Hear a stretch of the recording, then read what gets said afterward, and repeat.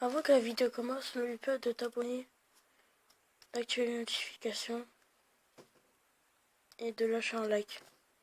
Parce qu'en fait, moi, pendant le week-end, je sors une vidéo par jour. 2, 3, 4. Ça m'arrive parfois 5. Mais pendant les semaines où il a cours, j'en sors qu'une. C'est rare. Bon, voilà. J'espère que tu vas profiter bien de la vidéo. Au revoir.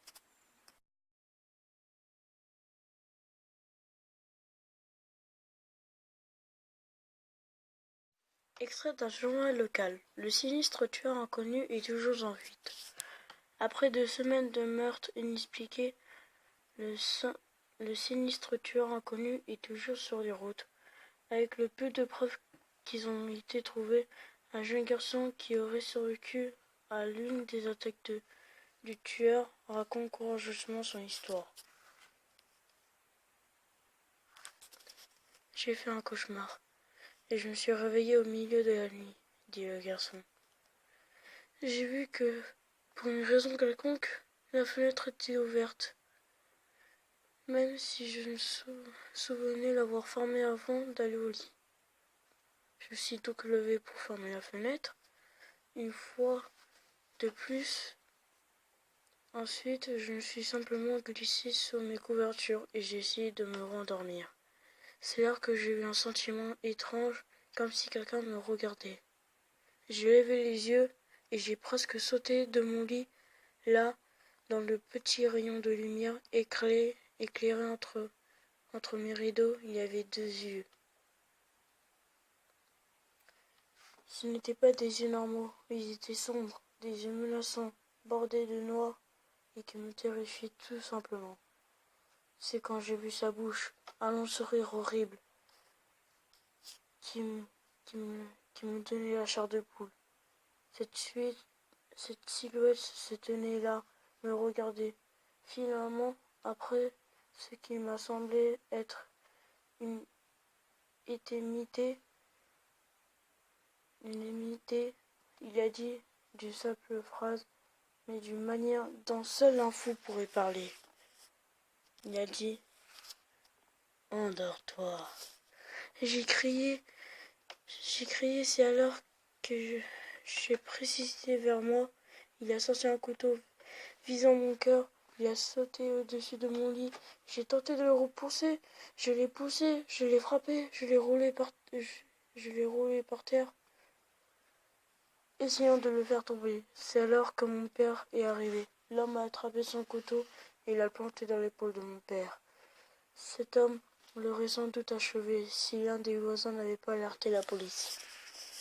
Ils se sont battus, l'homme s'est retourné et a couru dans le couloir. J'ai entendu un fragment comme des briques de verre. Je suis sorti de ma chambre et j'ai vu que la fenêtre arrière de ma maison avait été cassée. Je me suis approché pour le voir discrètement au loin. Je peux pas vous dire une chose, je n'oublierai jamais ce visage, ses yeux froids et mauvais, et ce sourire psychopathe, ils ne quitteront jamais ma tête. Les policiers sont toujours à la recherche de cet homme. Si vous voyez quelqu'un qui correspond à la description de cette histoire, s'il vous plaît, contactez votre service de police local. Jeff et sa famille venaient d'emménager dans un nouveau quartier. Son père avait obtenu une promotion au travail. Ils ont donc pensé qu'il serait préférable de vivre dans un de ces nouveaux quartiers de la ville. Jeff et son frère Liu ne pouvaient se plaindre ici. Une nouvelle maison plus confortable. Comment ne pas l'aimer? Comme ils étaient en train de déballer leurs cartons, un de leurs voisins est venu les saluer. « Bonjour, dit-elle. Je suis Barbara. J'habite en face de chez vous. Je voulais juste me présenter et vous présenter mon fils. » Et se retourna pour appeler son fils. « Billy, ce sont nos voisins. » Billy les salua et retourna jouer dans son jardin. « Eh bien, dit la mère de Jeff, Je suis Margaret, et voici mon mari Peter, et mes deux fils, Jeff et Liu. Les deux petits saluèrent leur nouvelle voisine, puis Barbara les invita à l'anniversaire de son fils. Jeff et son frère étaient sur le point de refuser lorsque leur mère demanda d'accepter. Une fois rentrés dans la nouvelle maison, Jeff demanda à sa mère: Maman, pourquoi faut-il qu'on aille à la fête de ce gamin? On ne le connaît même pas. Jeff dit à sa mère: Nous venons juste d'arriver ici. Nous devons nous montrer gentils et passer du temps avec nos voisins pour se faire de nouveaux amis. Maintenant, vous irez à cet anniversaire, c'est définitif. Jeff tenta de répliquer, mais s'arrêta. Il savait qu'il ne pouvait rien faire. Chaque fois que sa mère disait quelque chose, c'était définitif. Il se dirigeait vers sa chambre et se laissa tomber sur son lit. Il était allongé à regarder son plafond quand tout à coup il a eu un sentiment bizarre. Pas tellement une douleur, mais quelque chose de bizarre. Il tentait de comprendre ce qui lui arrivait lorsqu'il entendit sa mère l'appeler d'en bas pour prendre ses affaires. Il se releva donc pour aller les chercher.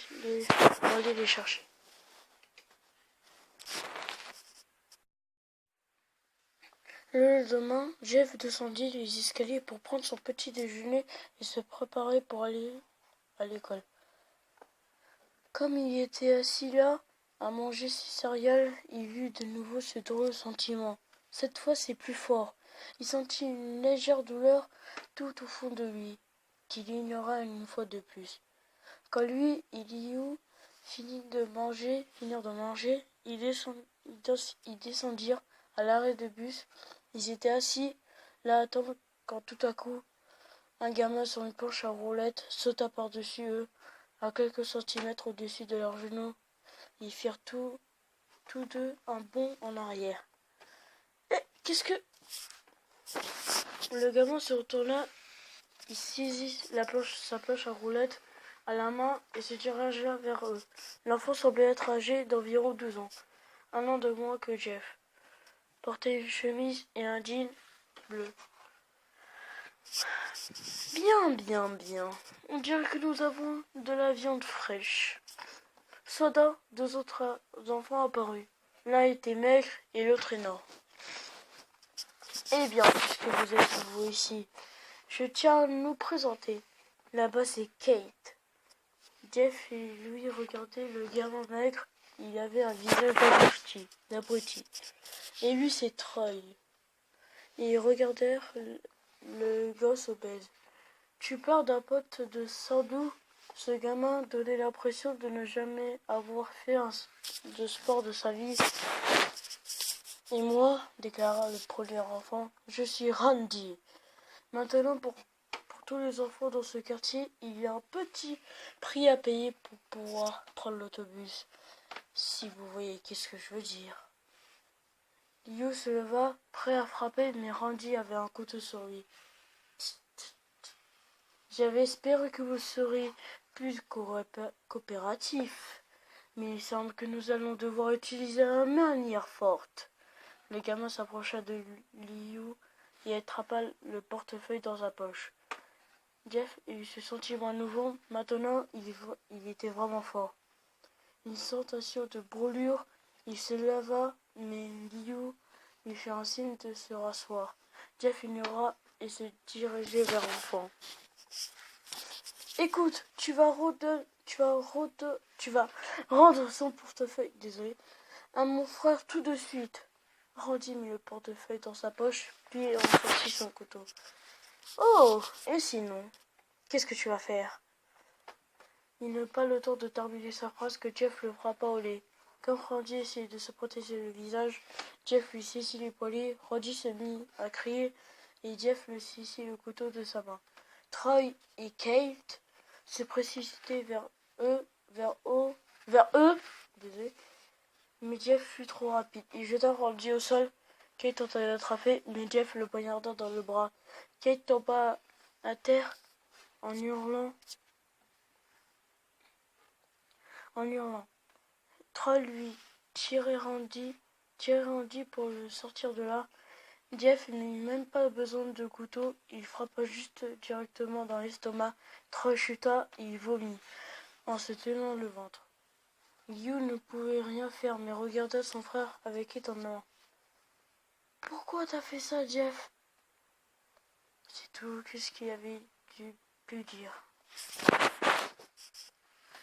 Le bus arriva, il ne voulait pas être blâmé pour tout ce qui se vient de se passer. Ils se remirent à courir vite qu'il le pouvait. Liu jeta un coup d'œil en arrière pour voir le chauffeur de bus se précipiter vers Randy et les autres. Jeff et Liu arrivaient à l'école. Ils n'osaient rien dire de ce qui s'est passé. Liu pensait que son frère avait fait ça pour le protéger, mais Jeff savait que c'était autre chose. Quelque chose d'effrayant. Lorsqu'il avait eu ces sentiments, il réalisait combien il était puissant. L'envie de juste blesser quelqu'un. Il n'aimait pas la façon dont les choses tournaient, mais il ne pouvait pas s'empêcher de se sentir heureux. Il tâchait de ne pas trop penser à cette sensation, et sachant que maintenant il ne pourra pas probablement plus prendre le bus. Il se sentit heureux. Quand il rentra chez lui, ses parents lui demandaient comment s'était passée la journée. Ils avaient répondu d'une voix un peu inquiétante. C'était une journée merveilleuse. Le lendemain matin, ils entendirent frapper à sa porte. Il descendit pour trouver deux policiers. Dans l'entrée, sa mère le regardait avec colère. Jeff, ces officiers me disent que tu as attaqué 3 enfants, que ce n'était pas un combat régulier et qu'ils ont été poignardés. Poignarder mon fils! Jeff baissa les yeux, montrant à sa mère que c'était vrai. Maman, ce sont eux qui nous ont attrapés, moi et Liu. Fiston, a déclaré l'un des flics. Nous avons trouvé 3 enfants, 2 poignardés, le 3e ayant une kilos sur son ventre. Et nous avons des témoins qui prouvent que vous avez fui à la scène. Maintenant, qu'est-ce que cela nous dit?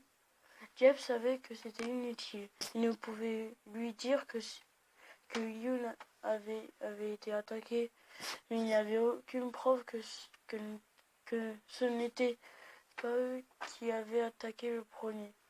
Il ne pouvait pas dire qu'il ne fuyait pas, parce qu'il s'agit bien de la vérité. Donc Jeff ne pouvait pas se défendre, ni lui, ni Liu. Mon fils, appelle ton frère. Mais Jeff ne pouvait pas le faire, puisque c'était lui qui avait battu ses enfants. Monsieur, c'est moi. Non, monsieur, c'est moi. Je suis celui qui a blessé les enfants. Liu a essayé de me retenir, mais il ne pouvait pas m'arrêter. Le flic regarda son partenaire et tous les deux hochèrent la tête. Eh bien, gamin, il semble que l'on va devoir t'arrêter. Attendez, dit Liu. Ils ont tous levé les yeux pour voir le petit garçon tenant un couteau. Les policiers ont alors sorti leurs armes et l'ont mis en genoux. C'est moi qui ai fait ça. J'ai les marques qui le prouvent. Il leva sa manche pour révéler les coupures et des échymoses comme lors du combat. Fiston, pose ton couteau, déclara l'officier. Liu lâcha son arme qui tomba au sol. Il mit ses mains en l'air et se dirigea vers les policiers. Non, c'est pas Liu, c'est moi. Je l'ai fait. Des larmes coulent sur le visage de Jeff. Mon pauvre frère. Oh, mon pauvre frère. Essayez de prendre tous les blâmes pour ce que j'ai fait. Eh bien, emmenez-moi. La police conduisait le petit garçon jusqu'à leur voiture de patrouille. Liu dis-leur que c'était moi. Liu, dis-leur que c'était moi. Dis-leur que c'était moi qui a blessé ses enfants. La mère de Jeff posa les mains sur ses épaules. Jeff, s'il te plaît, Cesse de mentir. Nous savons que c'est Liu. Tu peux t'arrêter. Jeff regarda impuissamment la voiture de la police s'en allait avec son frère. Quelques minutes plus tard, leur père vit vite le rejoindre dans l'allée. En voyant le visage de Jeff, il remarqua quelque chose qui n'allait pas. Mon fils, qui se passe-t-il? Jeff ne pouvait pas répondre. Ses cordes vocales étaient nouées à force de pleurer. Sa mère détourna les yeux et rentra dans la maison, suivie de son père. Ils laissèrent Jeff pleurer dans l'allée. Après une heure ou deux, il revint à la maison, voyant que ses parents étaient tous les deux choqués, tristes et déçus. Il ne pouvait pas les regarder. Il ne voyait pas comment il pouvait penser que c'était Liu qui avait fait ça, alors que tout était sa faute. Pour échapper à ces tourments, il tenta de s'endormir.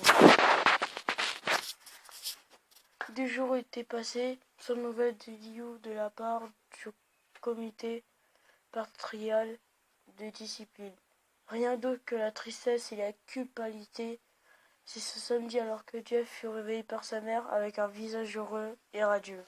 « Jeff, c'est le jour J !» dit-elle en ouvrant les rideaux en laissant entrer la lumière dans sa chambre. « Qu'est-ce qu'il y a aujourd'hui ?» demanda Jeff dès qu'il fut réveillé. « Quoi, tu ne te souviens plus? C'est la fête de Billy aujourd'hui !» Une fois tout à fait réveillé, il retorqua. « Maman, tu plaisantes, c'est pas vrai? Ne compte pas sur moi pour aller à la fête de ce gamin. » Il y a eu un long moment de silence. « Jeff, nous avons déjà parlé.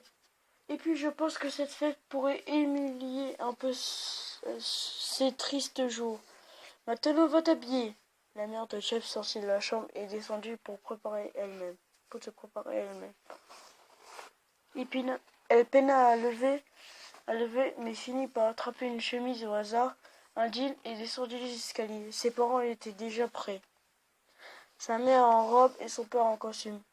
Pourquoi n'avait jamais le droit de porter des déguisement pour aller à une fête, pensa-t-il. Jeff, c'est tout, qu'est-ce que tu vas mettre? Lui demanda sa mère. C'est toujours mieux que d'en porter trop, lui répondit sa mère.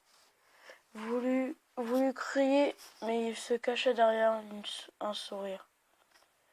Ça suffit, Jeff. On peut être trop habillé, mais le principal est de faire une bonne impression, lui dit son père. Jeff grogna et retourna dans sa chambre. Je n'ai pas de déguisement, a-t-il crié en haut des escaliers. Il suffit de choisir quelque chose, a appelé sa mère. Il regarda donc autour de lui dans sa garde-robe pour trouver ce qu'il pourrait appeler un déguisement. Il avait trouvé un pantalon noir qu'il portait pour les occasions spéciales et un maillot de corps. Il ne pouvait pas trouver une chemise pour aller avec. Cependant, il regarda autour de lui et ne trouva que des chemises rayées et un motif. Aucun n'allait avec le pantalon. Il finit cependant par trouver un sweat à capuche blanc. « Tu portes ça ?» demandèrent-ils. Sa mère regarda sa montre. Oh, pas le temps de changer, retrons. Ils traversèrent la rue jusqu'à la maison de Barbara. Il frappa à la porte de Jeff et remarqua que Barbara, tout comme ses parents, était trop habillés, alors qu'ils étaient à l'intérieur. Jeff put voir qu'il n'y avait que des adultes, pas d'enfants. Les enfants sont dans la cour. Jeff, que dirais-tu d'aller les voir? Demanda Barbara. Jeff se dirigea vers la cour plein d'enfants. Ils couraient partout en costume de cow-boy et se tiraient les uns sur les autres avec des fusils en plastique. On se serait cru dans un Toy Story. Soudain, un gamin s'approcha de lui et lui offra un chapeau et un pistolet. Hein, tu veux jouer? Lui demande-t-il. Ah non, je suis trop vieux pour ce genre de choses. L'enfant regardait avec un visage assez étonné. S'il te plaît, dit le gamin. Bien, finit par dire Jeff. Il mit son chapeau et commença à faire semblant de tirer vers les enfants. Au début, il pensait que c'était totalement ridicule, mais finit par vraiment s'amuser. C'était la première fois qu'il réussit à se sentir lié de l'esprit. Ainsi, il jouait avec les enfants pendant un certain temps, jusqu'à qu'ils entendu un bruit bizarre. Ensuite, plus rien. Il fut frappé à la tête. Randy, Troy et Kate avaient sauté par-dessus la clôture sur leur planche à roulettes. Jeff, lâchant son pistolet et perdit son chapeau, Randy regarda Jeff avec un air idiot. « Salut Jeff, lui dit-il. Il me semblait que cette histoire n'est pas terminée. Jeff vit son nez meurtri. Je pense que nous sommes quittes. Je vous ai frappé et vous avez envoyé mon frère au CPD. Randy avait la colère dans ses yeux. Oh non, ce n'est pas encore terminé. Tu nous as eu la dernière fois, mais pas aujourd'hui. Randy se précipita sur Jeff. Tous les deux chutèrent au sol. Randy frappa à nouveau Jeff au nez et Jeff lui attrapa la tête. Jeff poussa un garçon qui était au-dessus de lui et les deux se relèvent. Les enfants criaient au cours et couraient partout. Troy et Kate sortirent leurs armes hors de leur poche. Personne ne nous interrompra, dit-il Randy en sortant son couteau et poignarda Jeff par l'épaule. Jeff cria et tomba à genoux. Randy lui donna des coups de pied dans le visage, mais celui-ci réussit à attraper son pied et il le tordit, faisant tomber son adversaire. Jeff se leva et se dirigeait vers la porte arrière de la maison. Troy l'attrapa. Besoin d'aide? Il prit Jeff par le col et se jeta contre la porte qui s'ouvrit. Randy recommença à plusieurs reprises à lui donner des coups de pied jusqu'à qu'il commence à cracher du sang. « Allez Jeff, pas toi !» Il prit Jeff et le jeta dans la cuisine. Randy vit une bouteille de vodka sur le comptoir et brisa le verre sur la tête de Jeff. « Bats-toi !» Il jeta Jeff dans le salon. « Allez Jeff, regarde-moi !» Le garçon à terre leva péniblement les yeux, le visage cibré de sang. « Je suis celui qui a envoyé ton frère en CPD. Et tu restes là à pourrir sans rien faire. Tu devrais avoir honte. » Jeff commença à se lever. « Oh, enfin tu te lèves pour te battre. » Jeff était maintenant à ses pieds, le sang et la vodka qui coulait sur son visage. Encore une fois, ce sentiment étrange lui en sera la poitrine.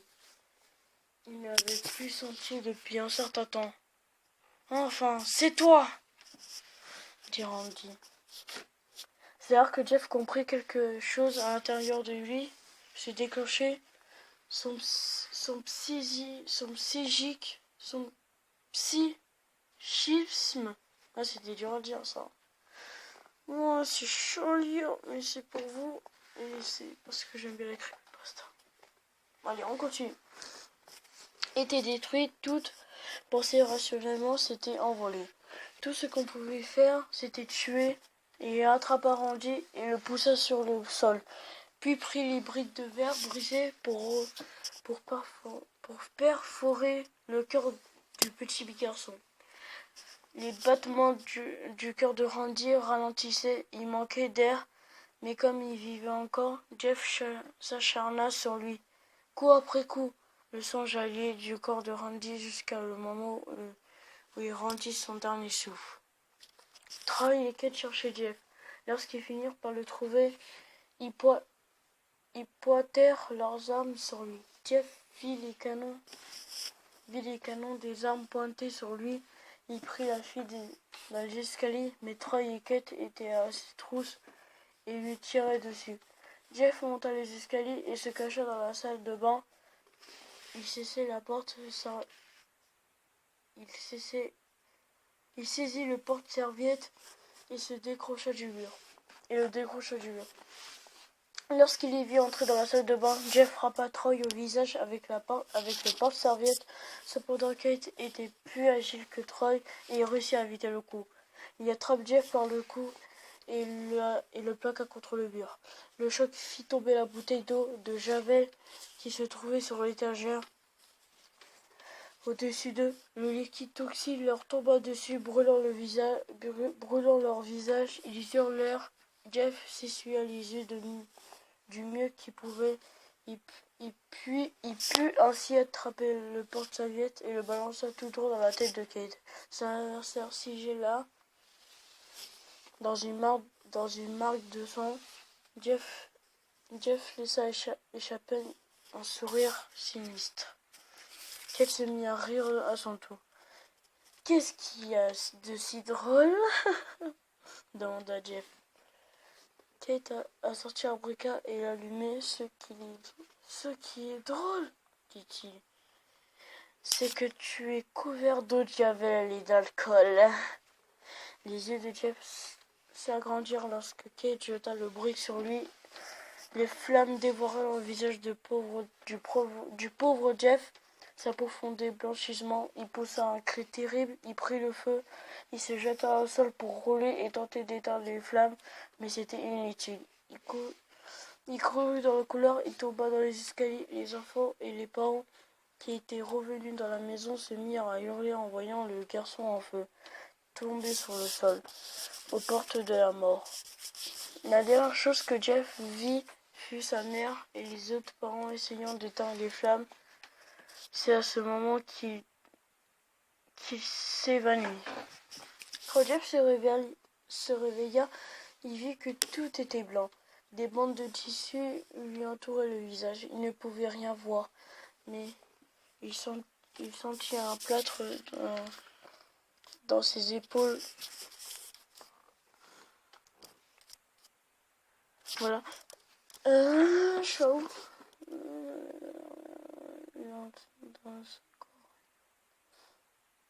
Patrick sur son épaule et sur l'ensemble de son corps, il tenta de lever, mais une horrible douleur leur apparut.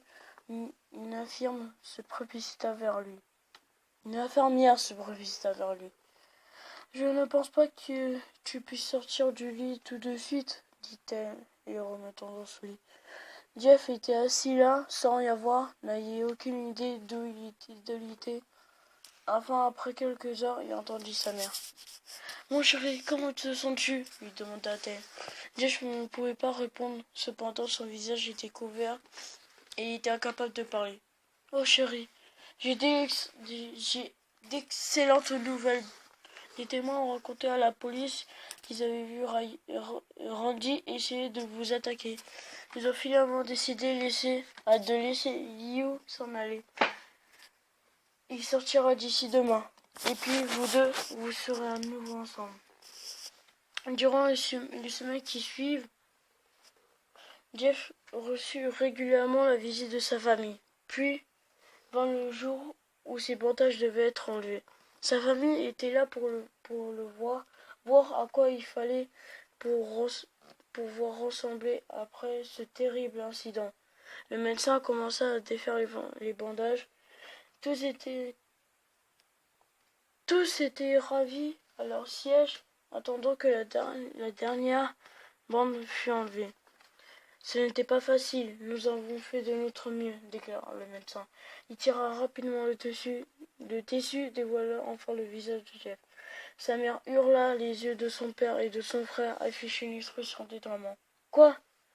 Qu'est-ce qui arrive à mon visage ?» demanda Jeff. Il se précipita alors de son lit et courut vers la salle de bain. Il se regarda dans le miroir et vit la cause de leur détresse. Son visage, c'était horrible. Ses lèvres avaient été brûlées. Ses lèvres avaient été brûlées, remplaçant par une épaisse ombre. Une éclair à vie, sa peau avait branché et ses cheveux avaient pris une teinture noire des plus sombres. Lentement, Il porta la main à son visage. Sa peau avait maintenant un toucher dur comme du cuir. Il se retourna vers sa famille, puis de nouveau vers le miroir. Jeff, hésita Liu. Ce n'est pas si mal, hein? Pas si mal que ça. C'est parfait. Sa famille fut surpris et Jeff se mit à rire incontrôlable. Ses parents se regardaient, l'air inquiet. Jeff, tu vas bien? Bien, je n'ai jamais été aussi heureux. Regardez-moi, je suis magnifique. Il ne pouvait pas s'arrêter de rire. Il perceva de nouveau son visage en regardant dans le miroir. Quelque chose en Jeff était né. Il n'était plus le même. Docteur, intercepta Margaret. Mon fils va bien? Vous savez dans sa tête? Oui, ne vous inquiétez pas. Ce comportement est typique pour les patients qui ont eu des très grandes quantités d'angélisque. Si rien ne change, dans quelques semaines, ramenez-le ici et nous lui ferons un test psychologique. Oh, merci, docteur. La mère de Jeff allait voir son fils. Jeff, mon trésor, il est temps d'y aller. Jeff détourna le regard du miroir, le visage toujours déformé d'un sourire fou. Sa mère le prit par l'épaule et l'aida à s'habiller. C'est comme ça qu'il est arrivé, avait déclaré la dame de la réception. La mère de Jeff baisa les yeux pour voir le pantalon noir et le sweat à capuche blanc que son fils portait. Il était maintenant propre du sang qui avait maculé. C'était mon nom, les creepypasta.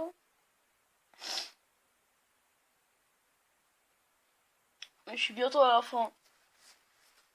Je suis désolé pour les fautes que... Voilà. Je suis pas trop en pro de la lecture. Mais on s'en fout ça. Continuons l'histoire. Plus tard cette nuit, Margaret fut réveillée par un bruit venant de la salle de bain. On aurait dit que quelqu'un pleurait. Lentement, elle s'approcha pour voir de quoi il s'agissait. Lorsqu'elle regarda dans la pièce, elle vit un spectacle des plus trahissants. Son petit Jeff avait pris un couteau dans la cuisine et s'était entaillé les joues pour se dessiner un sourire. « Jeff, qu'est-ce que tu as fait ?» demanda sa mère sous le choc. Le garçon se retourna pour la regarder. « Je n'arrivais plus à sourire, maman. Je ne pouvais plus. Ça faisait mal, mais maintenant je peux sourire pour toujours. »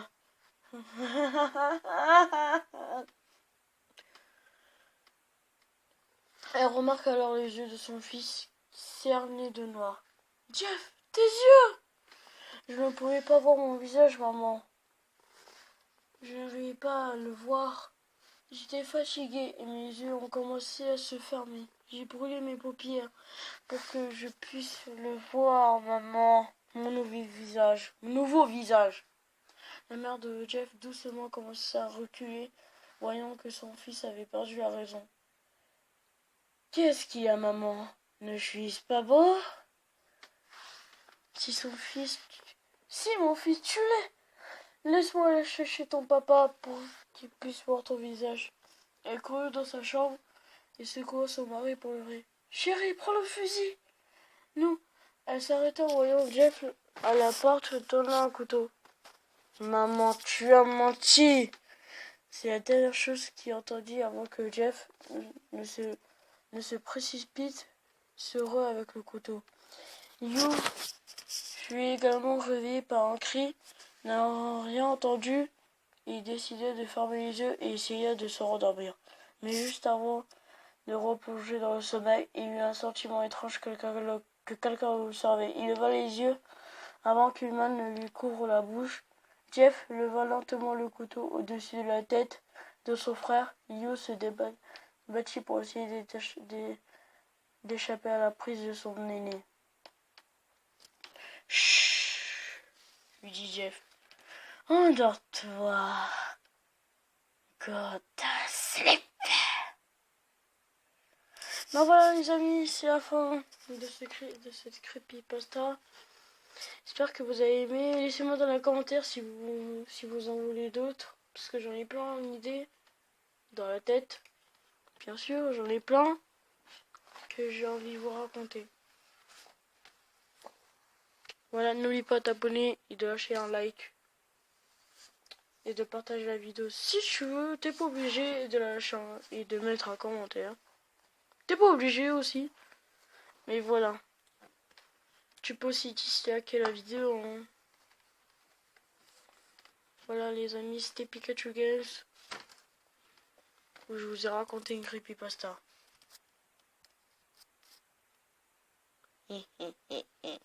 Catastrophe.